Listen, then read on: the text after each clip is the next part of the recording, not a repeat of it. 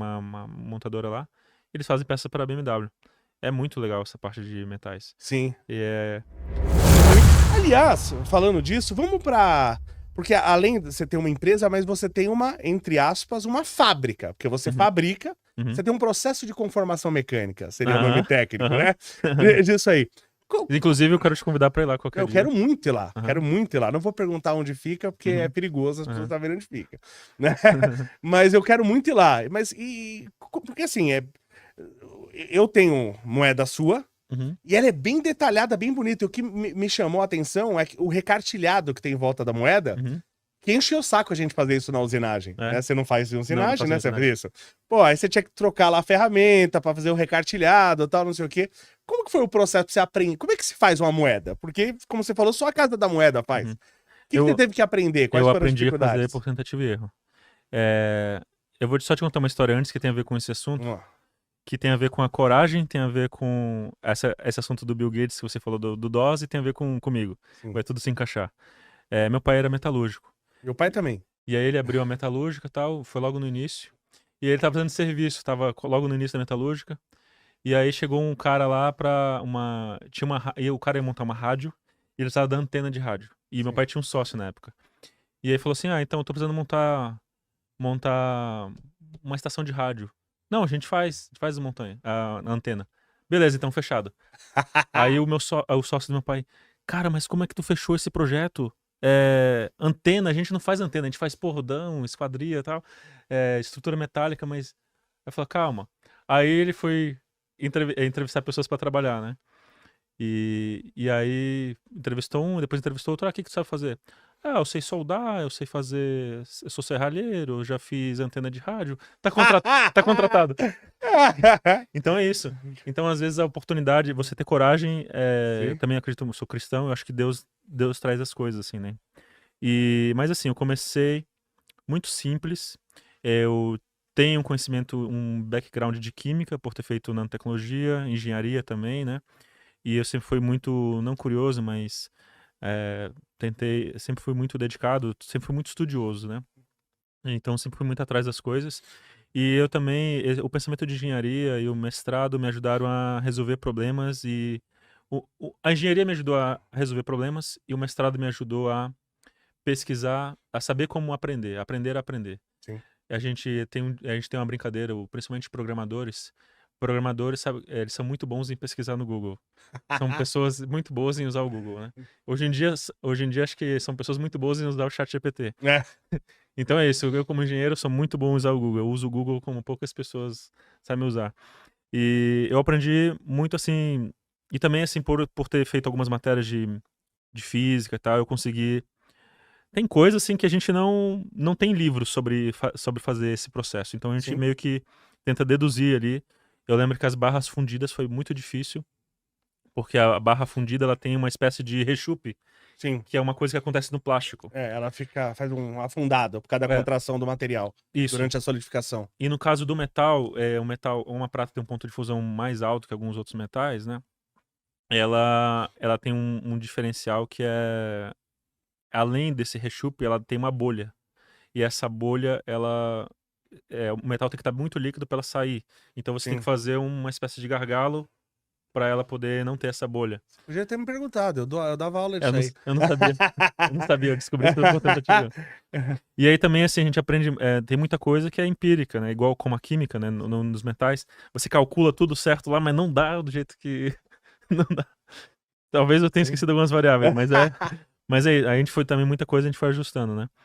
Mas aí sobre esse processo, aí assim, a gente começou com as barras fundidas e a gente foi evoluindo, a gente foi evoluindo, constantemente aprendendo, entendendo como lidar com aqueles metais, porque era uma coisa nova pra gente e tal. Meu pai tinha metalúrgica, mas era de alumínio, aço inox, era corrimão, estrutura metálica, né? E eu cresci quando era criança com ferramentas, assim. Eu acho que uma coisa também dos jovens é que eles não sabem usar ferramenta. A gente fazia nosso próprio carrinho de rolimã, né? Exatamente. Tinha que usar serrote, é verdade. Exatamente. Usar um esmeril, usar um cutoff, né, uma serra. Pois é. E então é isso, eu fui aprendendo por tentativa e erro, né? Agora, se você quiser, eu te explico você quer saber como faz a serrilha? Como que você. Aquilo é um. Você usa realmente como uma estampagem, É uma um estamparia. forjamento, né? É uma estamparia. E ele já tá no molde aquilo lá. É assim, ó, o nosso processo, a gente pega prata em grãos, a gente também Que é faz... cunhagem, né? Que a É gente fala cunhagem. quando é pra moedas, né? A gente faz o refino também, mas a gente pega a prata em grãos, funde essa prata, a gente verte ela num molde, sai como se fosse uma régua, um lingote, né? Só Sim. que é reto. Depois a gente passa nas laminadoras. Aí depois tem uma parte que é o recozimento, ela fica muito dura, né? Porque Sim. Em né? crua. Aham. Processo que a gente chama A de gente faz o encoramento. recozimento, fica um pouquinho mais mole, lamina de novo e tal, vai fazendo isso. E aí tem um ponto, isso aí também é empírico, não tem livro que ensina isso. Tem um ponto certo entre você cortar antes. Então o recozimento tem que ser lá, para essa barra dessa espessura, você dá o recozimento, depois passa mais 3 vezes na laminadora e depois corta. Por quê? Porque a gente descobriu que assim fica mais eficiente. A gente tentou com 4 e tentou com 2 e não deu muito certo. Então com 3 é o número ideal que a gente Entendi. achou.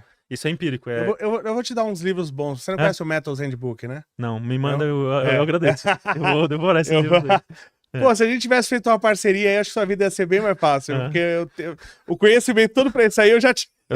Eu descobri tudo na tentativa e erro. Não, eu estudo computação, né? Sim. Mas enfim, depois a gente tem um processo de matrizaria com algumas prensas, a gente corta, no caso, a moedinha ali em discos, a gente chama esse disco de blank. A gente também faz o recozimento desse blank. E aí, o cunho, ele tem uma parte que a gente chama de camisa, que é uma parte mais grossa assim, e essa camisa, ela tem um raiamento interno. Entendi. E aí tem os dois cunhos que são encaixados um dentro do outro. Depois a gente é na prensa hidráulica, ela desce e aí né, marca ali o desenho, né, faz a cunhagem e depois a gente faz a extração desse metal. E por que o leão? Por que o leão na moeda? Não, um cliente me pediu. Aí ele queria um leão, eu fiz. Aí eu faço também projetos para clientes. Se alguém quiser com a imagem da marca dele, você faz uma Sim, moeda. só tem que comprar o cunho. Sim, Mas tem que pagar pra matriz. Mas a gente também tem gravação a laser. A gravação a laser fica um pouco mais barato. Bem mais barato. A gente cobra, sei lá, Entendi. R$50 por gravação. É bem barato. Então você pode ter uma moeda com Pô, personalizada. puta, até assim, sei lá, um evento, lá, um casamento. Uhum. Você dá um presente, uma moeda de prata com um negócio, né? Tem várias empresas. Teve um instituto um instituto de luta contra o câncer infantil Isso é legal, hein? que fez uma parceria com a gente. Eles compraram algumas moedas e aí eles vendem essas moedas e eles arrecadam dinheiro pro instituto. É bem legal. Entendi. E aí eles chamam de moeda da cura. Aí depois ele começou com a gente com a gravação laser e depois ele fez o cunho, os dois E cunhos. o cara, você trabalha, além de prata, você tem cobre também. Tem o cobre. E eu também faço white label, que é outras pessoas querem vender pra... E o E a gente cobre, usa- o cara quer fazer, às vezes, pra um casamento, é relativamente Uhum. barato, né? Aham. Pra pessoa fazer. Pô, por isso que é uma coisa que eu falo pras pessoas, tá? Conheçam pessoas, conversem com pessoas, conheçam pessoas, façam contato. Uhum. Então, eu sou um cara assim, preciso de tal pessoa. Aliás, se te mostrar meu WhatsApp aqui, é só gente, olha, preciso disso, preciso daquilo, e eu só apresentando gente pra gente. Uhum, legal. Entendeu? Eu vou apresentando as pessoas. Eu tenho até anotado aqui que eu preciso achar, eu esqueci o sobrenome dele. É uma família que treinava lá com a gente, o pai, a mãe, o filho e a filha. E o pai, ele fazia restauração de Jaguar. Caramba. Jaguar antigo. Uhum. E ele tava me contando lá, da gente conversando, e por isso que é legal você conversar e ter as experiências das pessoas. Ele fala que o Jaguar no teto solar, tem uma pecinha lá que ela quebra, e aí o teto solar para de funcionar, e você não acha mais aquela, porque ele restaura Jaguar antigo, claro, né? Década de peça de metal ou de 1960, plástico? de metal. De metal. Aí ele falou assim, pô, e não tem onde fazer essa peça. Eu falei, você vai lá assistir minha aula lá que eu te ensino. Ele foi lá, o cara cabelo branco, né, já uma boa idade, foi lá, falei, vai lá no dia de laboratório, eu vou ensinar você a fazer na prática, vou ensinar você a fazer o... Como é que é essa peça? Ridiculamente, não, a peça era quase um formato assim de uma gota, uma coisa assim, né? Uhum. Eu falei assim, eu vou usar essa tua própria peça quebrada pra fazer outra. Eu falei pra ele, eu vou colar com o Super Bond, vou fazer uns ajustes, tal, de dimensional, e vou usar a própria ela. Aí ele foi lá, eu ensinei ele a fazer... Foi fundida, usinada? Como... Fundida, a gente fez É? fundida. Fizemos massa. fundida, Legal. lá em alumínio. Era cobre original, a gente fez em alumínio. Isso aí, quem tem um conhecimento, essa peça de alumínio vai custar menos de 10 centavos. E pro cara que tem o Jaguar, se você vender por R$1.000 pra ele, ele compra, né? Porque o teto solar Quem tem dele tá sem conhecimento. funcionar. Eu conheço tem empresas lá de Santa Catarina, de usinagem, que os caras ganham uma grana pesada. Tem Sim. uma lá que eu conheci que eles fazem peças de motor pra BMW, que tem uma BMW lá, uma montadora lá, e eles fazem peças pra BMW. É muito legal essa parte de metais. Sim. E injeção de plástico é legal também. Pois é, eu gosto muito dessa área. E... Puta, fugiu o que eu ia falar, mas assim, essa área de... Ah, eu lembrei. Eu acho que uma das profissões do futuro é... Tem até uma história meio triste com isso. Uma das profissões do futuro é saber fazer peças. Sim. As pessoas que... Os matrizeiros, torneiros...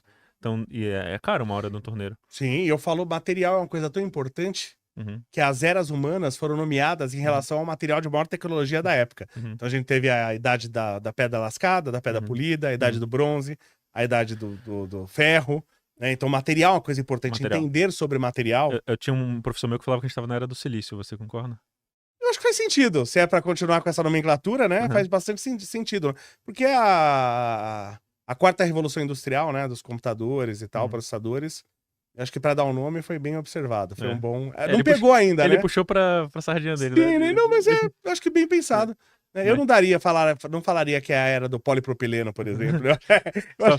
Só que eu acho que, refletindo assim, eu acho que a gente tá desaprendendo esse conhecimento de como fabricar peças, ele tá quase como o conhecimento de joias também. Sim. Ele é um conhecimento bem hermético. É. Os caras não falam, como é que você fez essa peça aí?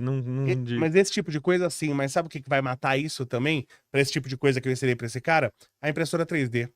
Entendeu? A impressora 3D pra plástico, pra polímero, já é uma realidade. Eu faço lá a fundição. Você faz? Uhum. Mas você tem impressora de metal? Não, eu faço cera perdida.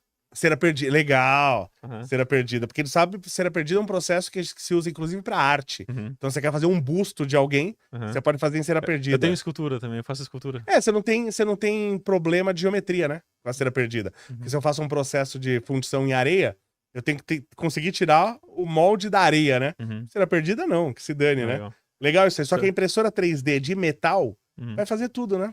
Uhum. Então, pra peças, ela vai acabar fazendo tudo.